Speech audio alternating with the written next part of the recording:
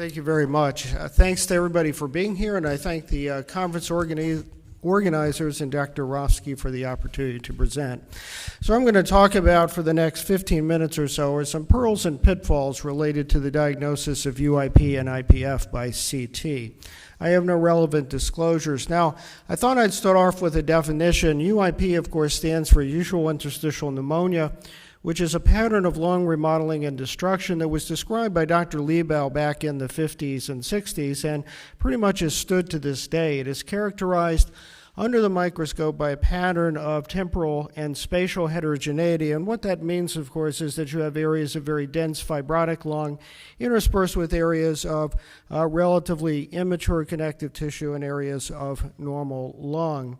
Fibroblast foci, as you see here, are a characteristic and distinguishing feature. And then in advanced cases, we see evidence of honeycomb fibrosis, as you see on the microscope there. Now, it's important to recognize that this pattern under the microscope, or as we will see on CT, has a differential diagnosis. The most important, of course, is idiopathic pulmonary fibrosis, but this pattern is sometimes seen in individuals with connective tissue diseases, chronic hypersensitivity pneumonitis, and familial forms of pulmonary fibrosis. Now, the other side of the coin is idiopathic pulmonary fibrosis. This is a clinical term describing a chronic progressive disorder of unknown etiology that affects usually men who are middle-aged to elderly and results in end-stage lung fibrosis and has a very poor prognosis, as you probably know, with a median survival in the literature of about 4 years. And at histopathologic examination, usual interstitial pneumonia is typically seen. Now, of course, over the number of years as the field has progressed, the question has become, is lung biopsy always required to diagnose IPF definitively? And more importantly, can CT be used as an appropriate surrogate? And of course, the answer is yes. Now, these are the thin section CT findings that are associated with the UIP pattern on histopathology: subpleural basilar reticulation, honeycombing with or without traction bronchiectasis, and absence of what they call atypical features. And we'll come back and drill down on this in just a minute. But at this point, I want to point out that when these features are present, radiology can generate with high confidence, 95% or better accuracy, a diagnosis of UIP which would be confirmed histopathologically.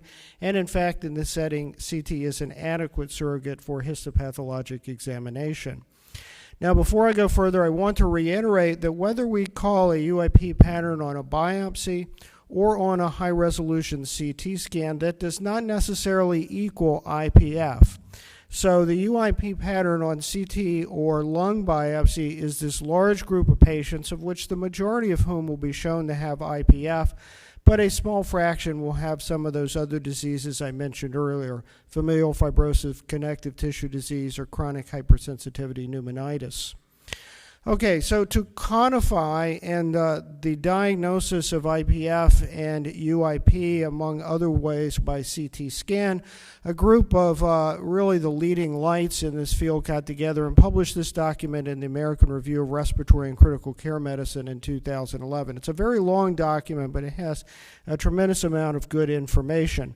They suggest that when we're reviewing our high-resolution CTs in patients who have suspected IPF, that we classify them into 3 categories: patients who have a UIP pattern, patients who have a possible UIP pattern, and patients who have a pattern that is inconsistent with UIP.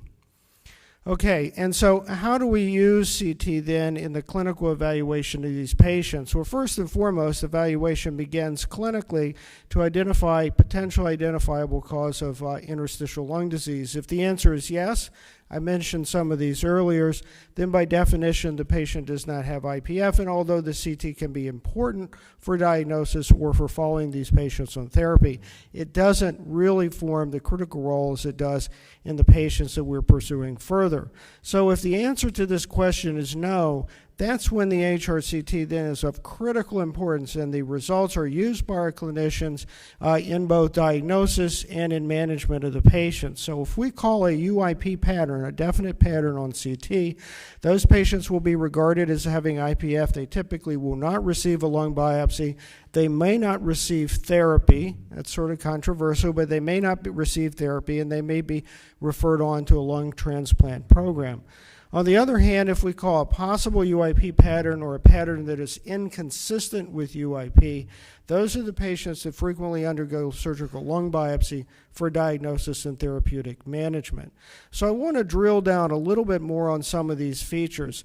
We mentioned earlier the features that characterize a UIP pattern: subpleural basilar predominance, reticulation, honeycombing with or without traction bronchiectasis, and absence of atypical features.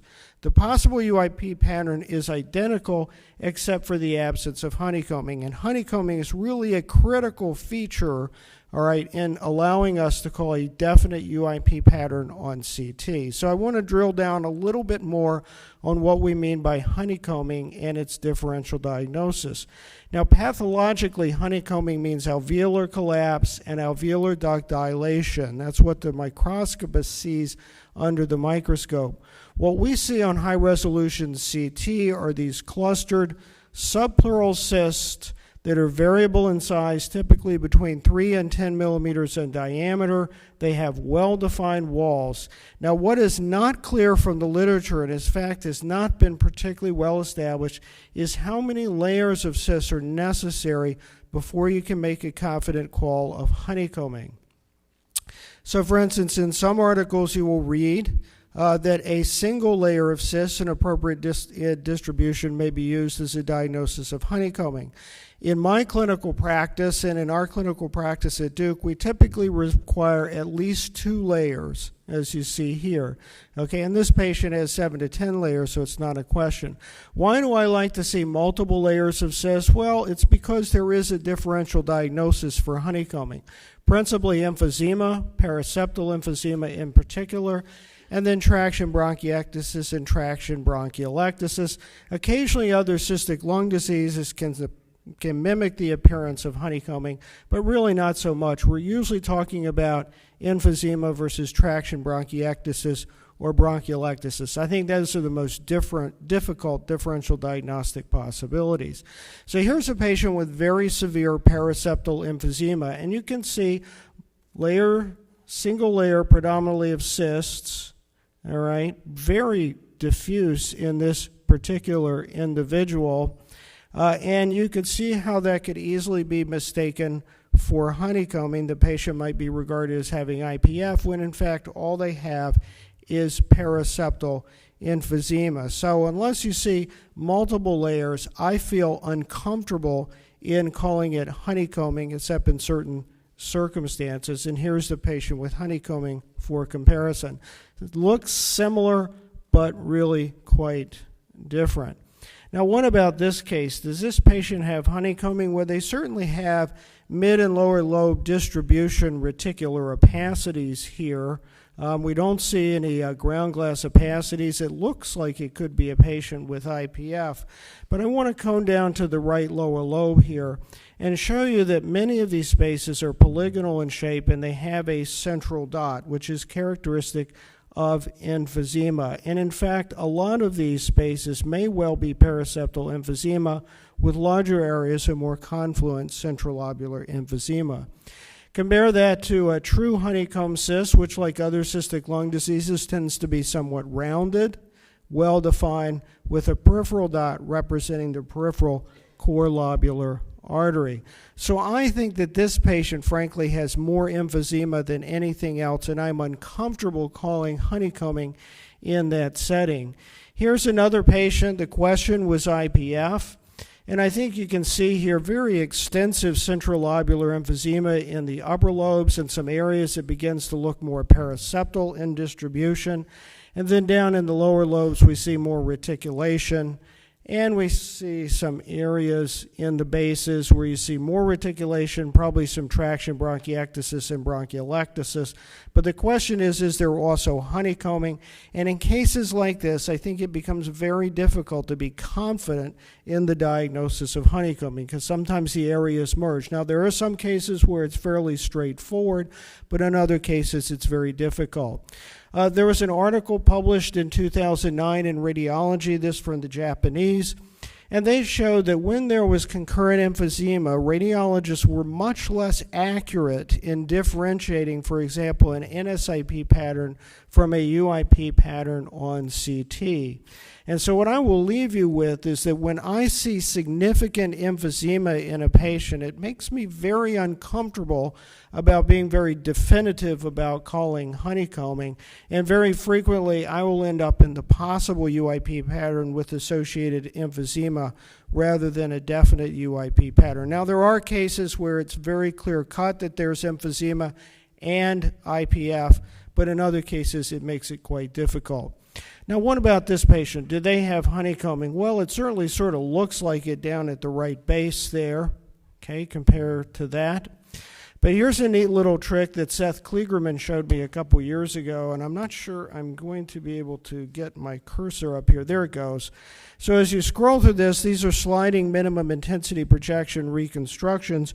You can see, and these are the actual slice-based images here, that mostly what we're seeing here is traction bronchiectasis and traction bronchiolectasis. There might be a little bit of honeycombing here, but it's mostly traction bronchiectasis. So the most I could give this patient, for example, would be a possible UIP pattern because I'm not confident that I see real honeycombing there.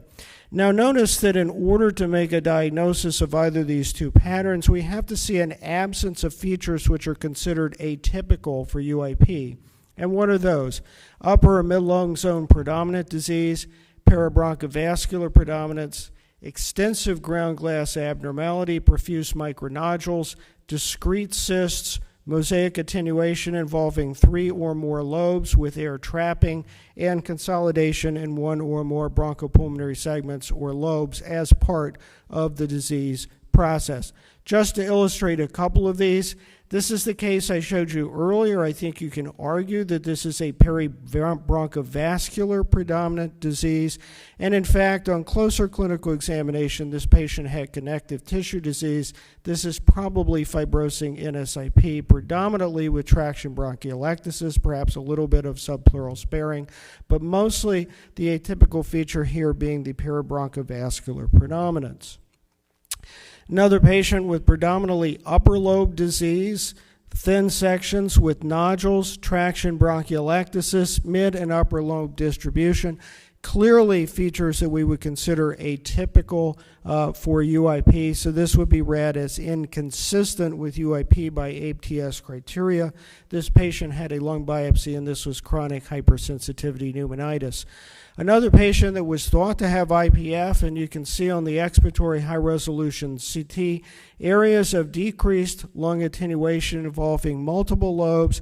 So this is mosaic attenuation with air trapping. That is not a feature that is commonly seen in patients with IPF and UIP. We'd read this out again as an atypical for UIP case, give a differential diagnosis, and this patient proved to have chronic hypersensitivity pneumonitis again on biopsy. So, in summary, the ATS classification as proposed in 2011 is useful for codifying diagnosis and standards for diagnosis of UIP and IPF. And if you get a chance, I would take a look at it. You don't have to read everything, but the parts on CT and a little bit on pathology are really extremely well written. It is not perfect. It doesn't really make a lot of allowances for emphysema. We see a lot of patients who have both emphysema and pulmonary fibrosis, and the question is always, do they have IPF and emphysema? Do they have a disease called combined fibrosis and emphysema, if that really is a real disease? And can we make a definitive call of honeycombing? Traction bronchiectasis and bronchiolectasis, I think, is given short shrift in the classification as well. There have been recent studies from the group at the Royal Brompton, which has suggested that these findings are in fact better predictors of poor outcome than honeycombing itself. And I expect that will be addressed in the next edition or next round of standards. And I should point out there is significant observer variability in some of these calls. So although this is helpful for standardization, It is by no means certain or perfect, and I would just really leave you with a cautionary note. Beware of overcalling the UIP pattern. We see a lot of folks that are referred in from the outside having been called as having IPF that really probably do not have that and eventually go on to lung biopsy and have something else like chronic HP. So I'd be very careful, particularly in the setting of extensive emphysema. All right, I have one last question here. This was supposed to be audience response, but in the interest of time, which CT feature is most important for diagnosing UIP with high confidence? Traction bronchiectasis, mosaic attenuation, honeycombing, or lower lobe reticulation? And the answer, of course, is honeycombing. Thank you very much for your attention.